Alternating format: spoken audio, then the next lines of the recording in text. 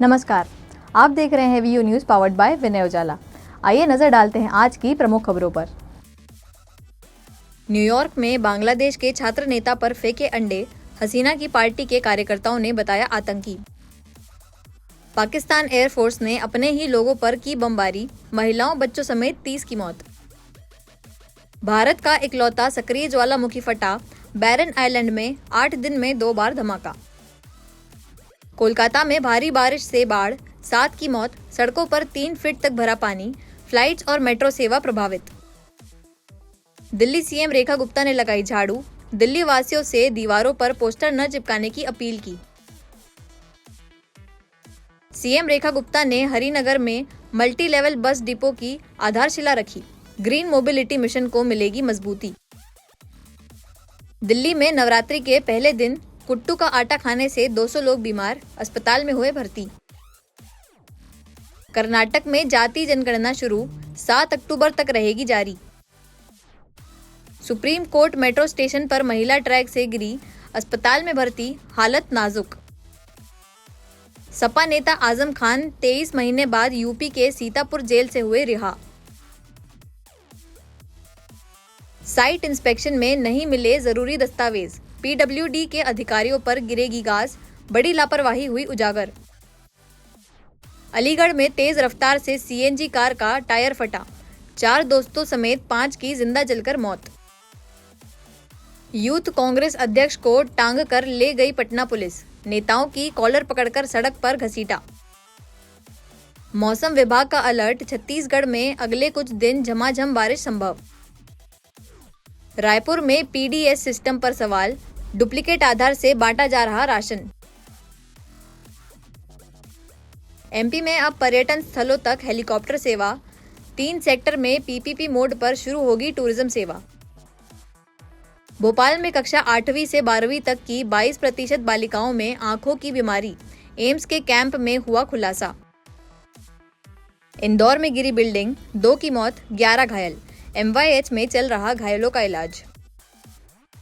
Indore airport truck हादसे में घायल युवती का हुआ सफल ऑपरेशन, बॉम्बे अस्पताल के डॉक्टरों ने की प्लास्टिक सर्जरी। लव जिहाद विवाद पर इंदौर के द्वारकापुरी थाने में बजरंग दल का हंगामा। मध्य प्रदेश कैबिनेट ने लिए बड़े फैसले, पर्यटन को बढ़ावा देने के लिए हेलीकॉप्टर सेवा होगी शुरू और 23,000 करोड़ की लागत से 2 नए थर्मल पावर प्लांट लगाए जाएंगे। मध्य प्रदेश कैबिनेट ने मंगलवार को पर्यटन और ऊर्जा क्षेत्र से जुड़े बड़े फैसले लिए।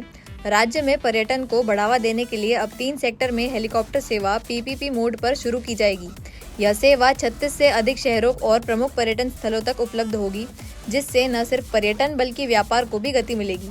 वहीं ऊर्जा क्षेत्र में सारणी और अनूपपुर में 660 मेगावाट क्षमता के 2 थर्मल पावर प्लांट स्थापित करने को मंजूरी दी गई है।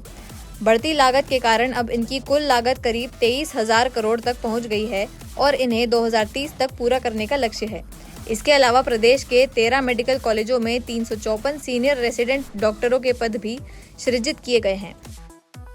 हमारे यहाँ रेसिडेंट डॉक्टर के का कोई पद नहीं थे और प्रोफेसर अगर किसी डॉक्टर को बनना है, यदि किसी को फैकल्टीज बनना है तो उसको 1 साल का रेसिडेंट डॉक्टर्स होने का प्रमाण पत्र जरूर चाहिए और इसके लिए फैकल्टीज की शॉर्टेज थी क्योंकि हमारे यहाँ इसकी सुविधा नहीं थी।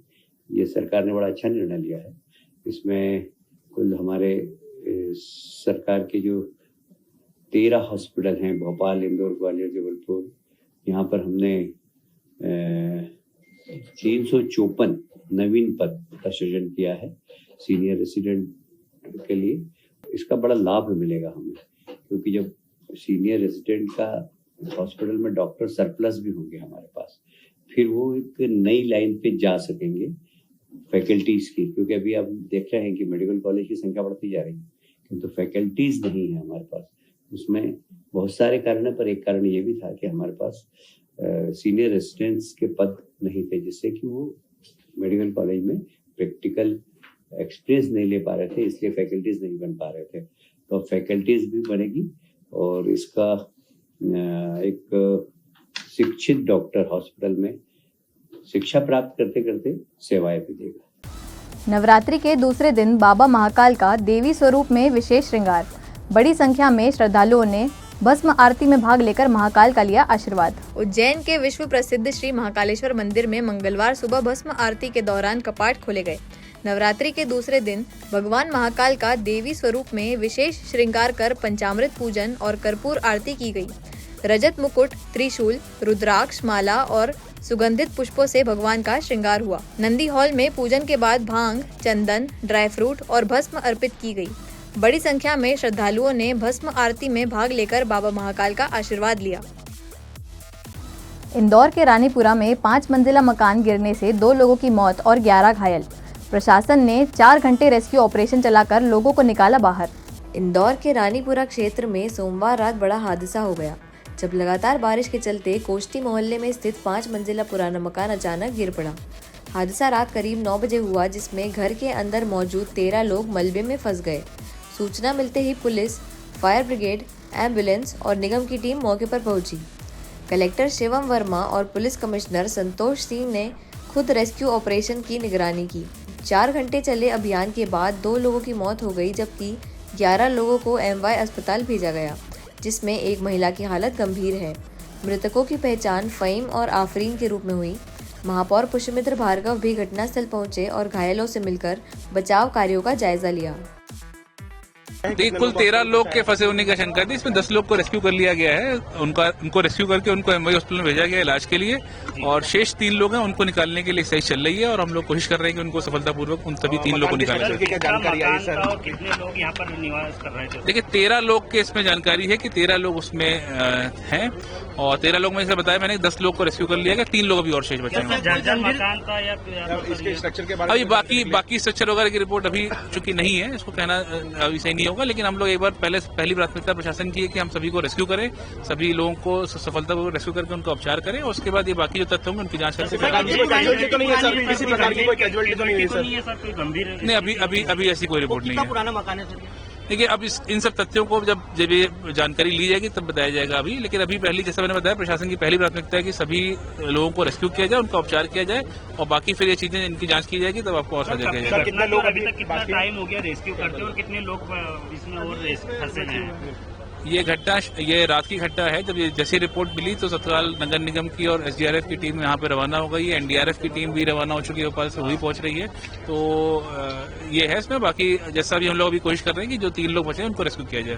ये कुछ दुकानों के साथ रहवासी टाइप का बना हुआ मकान था, जो लगभग 9:30 बजे गिर गया। उसके जो ऊपर के फ्लोर हैं वो कोलैप्स हो गए। उसमें कई सारे लोग फंसे हुए थे। पुलिस, प्रशासन, नगर निगम पूरी टीमें आई, और फिलहाल हम लोगों ने 10 लोगों को रेस्क्यू करके हॉस्पिटल भेज दिया, जो अंडर ट्रीटमेंट है। 2 लोग अभी हमें दिख रहे हैं जिनको कि हमें रेस्क्यू किया जाना है, और स्लैब उनके निकाल के काट के और बेहतर तरीके से कैसे उनको वहां से हॉस्पिटल भिजवाया जाए वो व्यवस्था की जा रही है। उसके अलावा जब ये पूरी प्रक्रिया जो हम लोगों ने लोकेट की क्लियर कर लिए जाएंगे, तो पूरे इसके बाद SDRF, नगर निगम और जो हमारी टीमें हैं वो लग के पूरे एरिया को एक बार अच्छे से उसको स्लैब्स वगैरह को हटा के देखेंगे कि कहीं वहाँ कोई अदरवाइज किसी के फंसे होने की आशंका तो नहीं है। भोपाल गरबा पंडालों में अब पहचान पत्र और CCTV अनिवार्य। विधायक रामेश्वर शर्मा ने सरकार का आभार जताया। कहा, बहन बेटियों की सुरक्षा हेतु निर्णय सराहनीय है। भोपाल में गरबा पंडालों में अब पहचान पत्र के साथ प्रवेश और CCTV कैमरे अनिवार्य होंगे। भाजपा विधायक रामेश्वर शर्मा ने इस फैसले पर मुख्यमंत्री मोहन यादव सरकार का आभार जताया। उन्होंने कहा कि यह आदेश बहन बेटियों की सुरक्षा को ध्यान में रखते हुए लिया गया है, जो स्वागत योग्य है। शर्मा ने आयोजकों और प्रशासन से अपील की है कि किसी भी संदिग्ध या जिहादी तत्व को पंडालों में प्रवेश न मिले और ऐसे मामलों में सख्त कार्रवाई की जाए। क्योंकि जहां बहन बेटियां जा रही हैं उनकी सेफ्टी और सुरक्षा करना ये डॉक्टर मोहन यादव जी की सरकार की वचनबद्धता है, और सरकार की वचनबद्धता को पूर्ण कराना ये जिला प्रशासन का काम है। इसलिए कोई भी अपराधी गरबा प्रवेश न कर सके, कोई भी हिंदू विरोधी, सनातन विरोधी और लब जिहादी वो गरबा क्षेत्र में प्रवेश न कर सके, बहन बेटियों के साथ छेड़खानी न हो सके। और जो गरबा आयोजक हैं उनको भी आग्रह पूर्वक कहा गया है कि वो सतर्क रहें, सावधान रहें, और इस तरह के अपराधी अगर उनकी नजरों में आते हैं पकड़ें और थोड़ी हल्की फुल्की ठुकाई भी करें और फिर प्रशासन को दें, क्योंकि अपराधियों को सजा देना जरूरी है, अपराधियों के हौसले तोड़ना जरूरी है। कोई भी अपराधी बहन बेटियों के साथ लब जिहाद और छेड़खानी न कर सके, और इतना भी हमारा कहना है कि अपराधियों के माँ बापों आपसे भी प्रार्थना है कि अपनी औलाद को समझा देना। अगर लब जिहाद करने की कोशिश की, दुर्गा के गरबा में घुसकर बहन बेटियों के साथ छेड़खानी करने की कोशिश की, रंगे हाथ पकड़े गए, जेल भी जाएंगे और जरूरत पड़ी तो बिल्डिंग भी नपटी करके तोड़ी जाए। इंदौर नगर निगम की बड़ी कार्रवाई। चिकमंगलूर मैदान के सामने स्थित जगन्नाथ नारायण धर्मदा ट्रस्ट की बिल्डिंग सील। 3 साल से संपत्ति कर बकाया, 15 लाख से अधिक राशि बाकी। इंदौर नगर निगम ने संपत्ति कर वसूली में बड़ी कार्रवाई की है। चिकमंगलूर मैदान के सामने स्थित जगन्नाथ नारायण धर्मदा ट्रस्ट की बिल्डिंग को बकाया कर न चुकाने पर सील कर दिया गया है। बिल्डिंग मालिक पिछले 3 साल से संपत्ति कर जमा नहीं कर रहा था। कुल 10,96,000 रुपए बकाया है, जबकि चालू वित्तीय वर्ष का 4,18,000 रुपए भी बाकी है। इंदौर क्राइम ब्रांच ने 5 स्टार विला बेचने के नाम पर करोड़ों की ठगी करने वाले अंतर्राज्यीय गिरोह का किया भंडाफोड़। मुंबई से 2 आरोपी हुए गिरफ्तार। इंदौर क्राइम ब्रांच ने जयपुर स्थित फर्जी कंपनी दीदाऊ ओ मुंतजाय के माध्यम से 5 स्टार विला बेचने के नाम पर करोड़ों की ठगी करने वाले अंतर्राज्यीय गिरोह का पर्दाफाश किया। फेसबुक विज्ञापन और एडवांस बुकिंग के झांसों में आकर इंदौर के दंपति से 22,17,500 रुपए ऐंठे गए। पुलिस ने मुंबई से गिरोह के 2 बड़े आरोपियों को गिरफ्तार किया। मास्टरमाइंड धर्मेंद्र उर्फ धीरज वाधवानी और मार्केटिंग प्रभारी प्रीति यादव से मोबाइल, लैपटॉप, चेकबुक और विजिटिंग कार्ड बरामद हुए। गिरोह ने फर्जी अलॉटमेंट लेटर तैयार कर पीड़ितों को फंसाया। दोनों आरोपियों को रिमांड पर लिया गया है और पूरे नेटवर्क की जांच जारी है।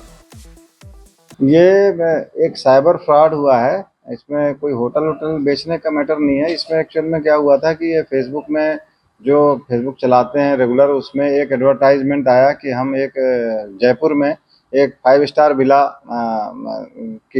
की बिक्री कर रहे हैं, वो हम निर्माण कार्य करके और हम वो लोगों को बेचेंगे। ऐसा करके इन्होंने एक जनरल एडवर्टाइजमेंट डाला और उससे प्रभावित होकर इंदौर की एक फरियादिया जिसके साथ ये फ्रॉड हुआ, उसने भी ये जब देखा तो उसने इस व्यक्ति के मोबाइल नंबर से संपर्क किया। संपर्क करने के बाद इनकी बातचीत होने लगी और बातचीत के बाद इन्होंने एक 5 स्टार विला वहाँ बुक कर दिया, जबकि उसको वहाँ ग्राउंड में भी जा कर के नहीं देखा कि वहाँ क्या कोई वास्तव में विला बन रहा है नहीं बन रहा है, और उन्होंने ये बुक कर दिया। इसके बाद फिर जब करीबन 22 लाख रुपए इन्होंने इसको पेमेंट कर दिया, अभी तक जो समझ में आई है, जो स्थिति सामने आई है। उसके बाद जब ये वहाँ जा कर के देखा तो वो ग्राउंड पे जिस जगह का एड्रेस बताया था उस जगह पे ना तो कोई 5 स्टार विला बन रहा था, ना ही कोई काम चल रहा था। तो तब इनको समझ में आया कि इनके साथ फ्रॉड हुआ है। और ये 14/9/23 से 21/11/23 के बीच की कहानी थी और ये लगातार फिर ये पैसा वापस करने के लिए कोशिश कर रहे थे, लेकिन वो चूँकि फ्रॉड थे तो उन्होंने अपना मोबाइल बंद कर दिया था, रिस्पॉन्ड करना भी बंद कर दिया था। इसके बाद फिर इस पे 7/9/25 को यहाँ अपने क्राइम ब्रांच में 420, 409, 120B के तहत प्रकरण पंजीबद्ध किया गया। इसका अनुसंधान किया गया और टेक्निकल डिटेल के आधार पर 2 आरोपी इसमें चिन्हित किए गए, जिनमें एक जो है ये जो कंपनी इन्होंने बनाई थी उसका नाम था दीदाऊ ओ मुंतजे नाम की एक कंपनी थी। इस कंपनी का मालिक था धर्मेंद्र उर्फ धीरज वाधवानी। ये जो है ये पत्रकार कॉलोनी जयपुर राजस्थान का रहने वाला है और इसी के साथ एक महिला भी आरोपी है जिसका नाम है ये आरोपी प्रति राव उर्फ प्रीति यादव। ये नांगलोई दिल्ली की रहने वाली है और ये प्रीति राव ही ज़्यादातर मोबाइल पे उस महिला से संपर्क में थी जो पीड़िता है अपने इंदौर की, और उसी से ये लगातार बात कर रही थी। फिर बाद में इनकी लोकेशन लगातार ट्रेस की जा रही थी और अभी जब मुंबई में इन दोनों का लोकेशन मिला तो इनको हमारी क्राइम ब्रांच की टीम थाना प्रभारी जितेंद्र सिंह के नेतृत्व में जब जाकर के इनको उठा करके लेके आई है और अब ये इनके खिलाफ पुलिस रिमांड लिया जाकर के आगे पूछताछ की जा रही है। ऐसे ही खास खबरों के लिए बने रहिए हमारे साथ वीयू न्यूज़ पर, पावर्ड बाय विनय उजाला।